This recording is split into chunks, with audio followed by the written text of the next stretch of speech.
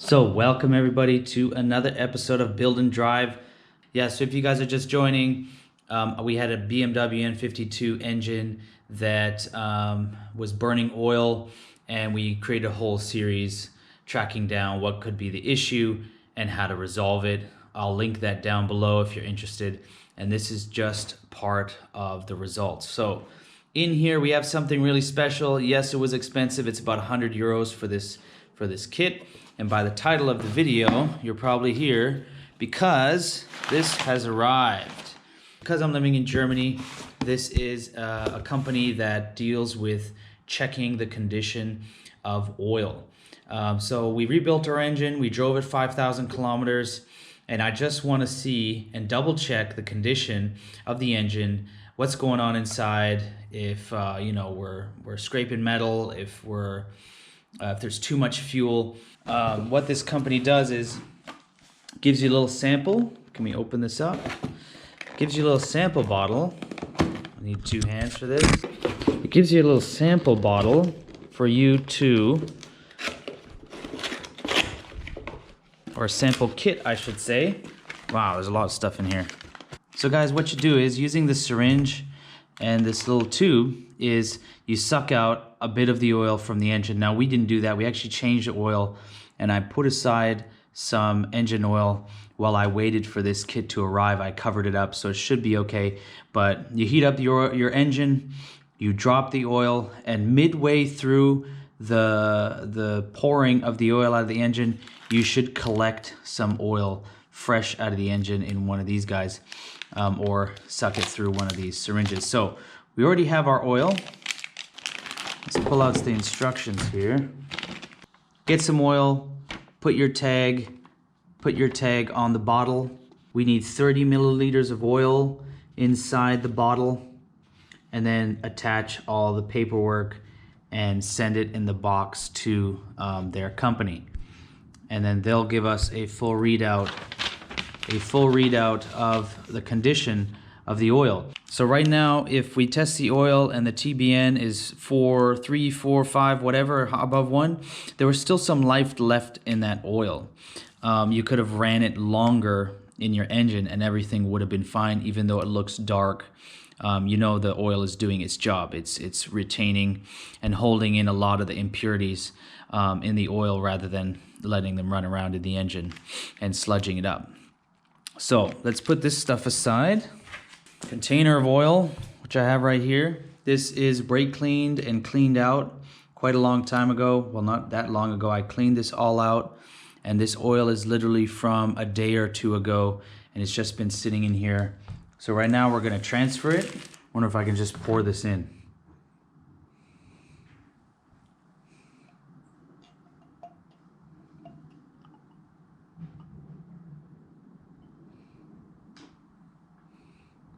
Maybe I should have mixed that up a bit. Hold on.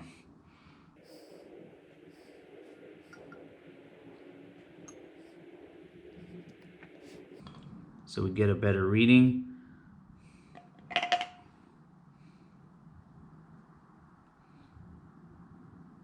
All right. So yes, I know you guys we're supposed to do this when it's super fresh. Unfortunately, that could not happen. So this is going to be the next best thing. It was from the middle of the batch when I did start pouring it out. I did capture this. It was midway through its pour, so it should be good. I'm just going to wipe this off, tighten it down. Oh yeah, you got to fill this out and send it to them.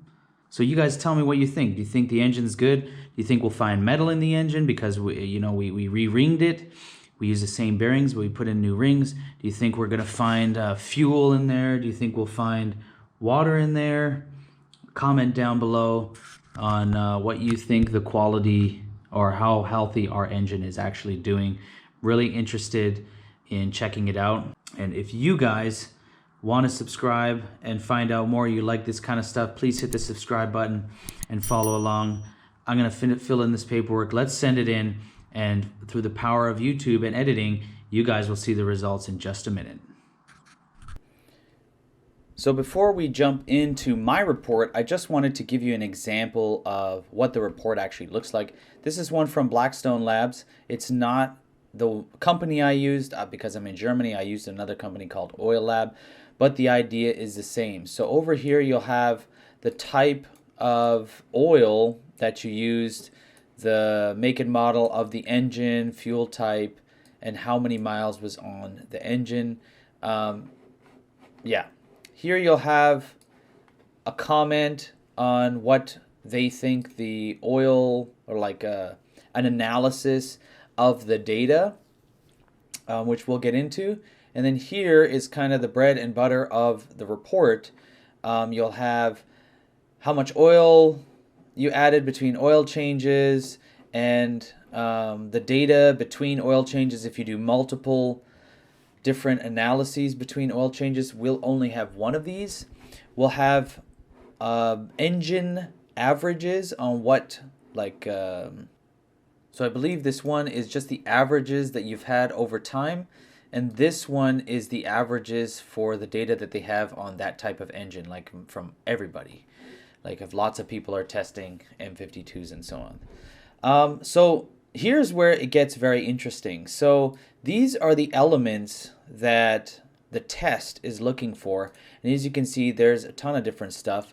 So the top ones are wear metals. And these are the kind of metals that we're looking for to see if there's a problem in our engine. If there's elevated aluminum or elevated iron or elevated copper, this could lead to, bad pistons, or the pistons are wearing out, or the piston rings are wearing out, or like, for example, copper, your bearings are going. So the next items are also some metals that you can find in your engine, like silver or titanium, manganese, nickel. But that's normally things that are, like, if you have a special engine, you'll get those metals in that engine. So as you can see here, there's 0 for those, or a very low amount of nickel.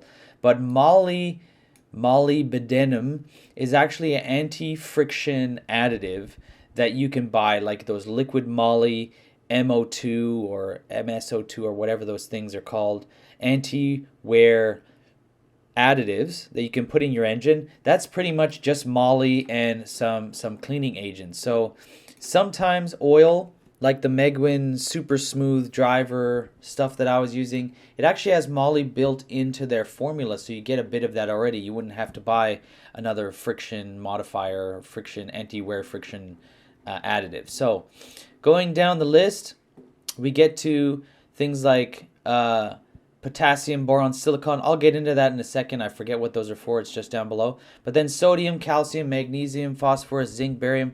These are all elements that help keep your engine clean. I can also get into that in a second. So these will depend on your formula of your engine. So then here they test the properties of the oil.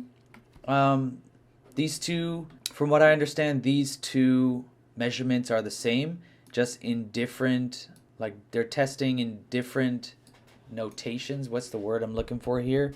In CST and SUS. But normally what you're looking for viscosity at 100 degrees is, for example, if you have a 5W30, you want the viscosity to be at a 30 weight when it's at 100 degrees Celsius. If it's a 40 weight, this number will be bigger. The viscosity will be a bit more, 50 weight and so on. You get the idea. So here, as you can see, there's the values of what it should be for that weight. And then, these are this guy's other measurements. So flash point is when the oil burns, like when it actually evaporates, so 405 degrees Celsius. And then if there was any fuel, antifreeze, water, insolubles in the engine. Now the TBN is a measurement of how much life was left in the oil. How much more could that oil have been run? And normally you want a TBN of greater than 1, although I think that's pushing it, because normally, as you can see here, the TBN is anywhere from, like, well, on the oils that I was using, from 8 to 10 when it's fresh, and then it goes down from there. Now, the thing with the N52s is normally you'll be adding oil between oil changes. So the TBN is normally pretty good because you keep putting nice fresh oil in the engine. Okay, so here you guys can freeze this. Here are the wear metals, aluminum, pistons, bearings, cases, clutch assembly, chromium, piston rings, iron, the cylinders. Well, on the N52 that's not the case, but maybe, I don't know. Valve train, copper, bushings, bearings, etc. Not bushings, copper bushings. I don't know what that is, but bearings, lead, tin, nickel, silver, titanium. We don't have any kind of stuff like that. And then, of course, we're measuring for contaminants. Potassium is antifreeze, sodium, silicon. This is just dirt getting into your engine. And then, of course, here are the additives, detergents and anti-wear additives, etc. Yeah, and then the physical properties. So now that you guys kind of understand what it is we're looking at, let's actually go and look at our report now. So first things first, I've translated the German explanation here, and it says iron is slightly increased, aluminum is higher than expected. Possible causes could be metal alloys containing aluminum, no duh, pistons, or plain bearings or housing. Okay, the fuel content is negligible. The measured viscosity is in the range of a SAE class 30, so that's good. We used the 5W30. According to your information, this oil has already been changed. I advise you send us the next sample at your next maintenance or at the usual inspection for an observation of the trend behavior. The cause of problem cannot be clearly identified from the sample. So I don't know if this means like, hey, just send us another sample and we'll test it for you. Or they're saying, hey, go buy another kit for $100, which I don't really want to do, and we'll take a look again, which is fine with me, but I'd rather put $100 towards something else. So let's take a look at the sample itself. So here's the analysis here. We got the 05325i E90. Can I scroll here? Okay. We had our explanation that's up here. And then we'll scroll down here to the data. So here it says that the iron was quite high, 38. Chromium low, zinc low, and aluminum was also quite high. So iron and aluminum. Well, considering that it's aluminum block, I think that's correct. I don't know what the iron would be. Maybe it's some steel. I'm not quite sure. Maybe it's the piston rings that kind of wore in. That would make sense for having iron and aluminum. And of course, negligible, a little bit of copper, but again, this doesn't look to be a very high amount. What's PB and manganese? No, nothing. So already there's some iron and aluminum in our engine, and that was kind of to be expected because, of course, we rebuilt the thing. So that, for me, is, I guess, a good sign. It's not so high that the engine's eating itself, but it's good. That's a good thing. Silicon was high. That tells me that there was some dirt in the engine. That's not good. I don't know. I don't think it was our air filter because I replaced the air filter. It was new. So unless there's something getting past the air filter, that's something we should look at. The rest are negligible. There's no water. There's no glycol. So that means our head gasket is good. There's no coolant getting by. Well, is the BMW coolant glycol? That's something to look up. But anyway, there's no coolant. What's Kraftstoff? Is also very low. Now here's how the oil was doing. At 100 degrees, it was a 12.2 viscosity on the viscosity index, which is actually pretty good, I think. Now, a 5W40 should be like 14. 5W30 is a bit lighter. It's not so thick, but this is a pretty good number. I think that the N52s do like a 5W40 a lot more, and that's what I recommend you guys using, especially for long trips or highway trips. I think that the 5W40, especially in the summer, is a much better oil. And I like the Megwin Super Smooth, whatever stuff, whatever it's called. I'll link it down below. But you also, the Row 5W40 is like the best oil that you can get for this engine for its price point before going to like a Ravenoil RCS, like super racing stuff, which you don't need. So oxidation, nitration, sulfation, Schmutztragvermögen. Schmutz is like garbage. Why is that Schmutz? I don't know what this means. Don't know what that means. And then you get to the additives. So these are just anti-wear additives. It's what keeps your engine clean and your engine fresh and new. And of course, calcium, magnesium, boron, zinc. It's had a high zinc content, which is good for rebuilt engines. You have some phosphorus, no barium, a little bit of moly in here, which is also good. It's a good anti-wear property. As I said earlier, it's the stuff that you buy, like the liquid moly MSO2 or whatever stuff. That's the anti-wear additive you can buy. It's just pretty much moly and some other additives. And then I think Schwefel. What's that?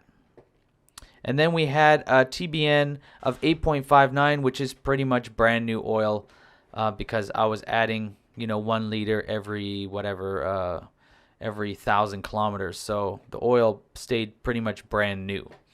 So what do you guys think? This is our analysis. I'm kind of a little bit disappointed that we didn't learn too much from it. But it does reinforce the fact that I think our engine is okay. I just they don't give you the average numbers here. But maybe I'm going to go pull up now some other numbers for an N52 B25 from the forums, and we can compare right now. So let's do that. All right, here I've pulled up another lab report from another N52 B25, and this one, it says flag data does not indicate immediate need for maintenance action. Continue to observe the trend and monitor equipment and fluids. Base number is slightly low. Blah, blah, blah. The base number depletes. The ability to neutralize acids is diminished. Acid number is slightly high, which may be due to oxidization, contamination, extended drain interval, or lubricant mixing. Lubricant and filter change acknowledged. Okay, so they had an iron of 21. We had 38. Chromium, we had 1. They had 0. Nickel, they had 0. We had 0.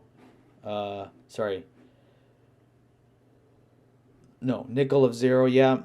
Aluminum, they had 5. We had 15. Copper, they had 2. We had 7. And so on and so forth, and the rest doesn't really matter.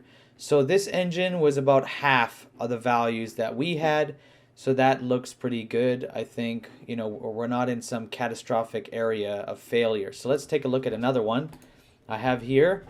It's for the same engine, 325 N52 B25A, and it doesn't really matter the oil that they had. Actually, they had a similar oil. Iron was 8, and we had 38. Chromium, 0. We had 1. Nickel, 0. We had 0. Aluminum, 4. We had 15. Copper, 0. We had 7. Lead, 2. We had 8. They had 8. We had 2. So you see here that this oil is kicking butt at protecting this engine. It's very low compared to this other oil, this Petronas oil, and the Megwin Megol Super Leitschlauf 5W40. It's doing a good job in protecting the engine, and that's the stuff that I like to use in the summer, even when I go to the racetrack. It's almost as good as the Row 5W40, but it's much cheaper. It's like for 20 liters, it's like, I want to say $50 cheaper for 20 liters. It's crazy. So how's our engine doing? I think for a rebuild, our engine is fine. The wear materials are not too high, and there's no fuel, there's no coolant. So I think the rebuild is somewhat of a success. I'm interested to know, like, even though it's burning oil, these additives and wear additives are fairly good. They're doing actually still really well. They're not going down. Maybe they don't go down. You guys can tell me in the comments below. But what do you guys think? Should I be doing another test? I would have to probably save up for it. It is $100, but maybe I'll change the oil. We'll change the 5W30. Forget that stuff.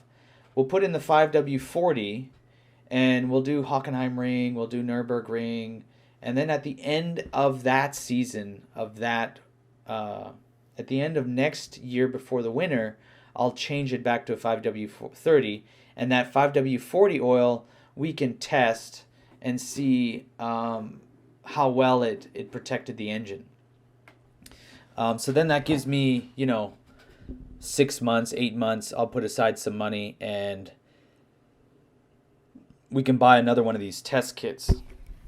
So let me know what you guys think in the comments. I wish that we could have learned a bit more about our engine, but these numbers are good. I'm happy with that. If you guys want me to test anything else, there's still some time before I do another one of these. What do you guys think we should be trying to test out and check? I'd be interested in knowing your ideas. So thank you guys very much for watching, and I hope you guys enjoyed the video, and we'll see you guys in the next video.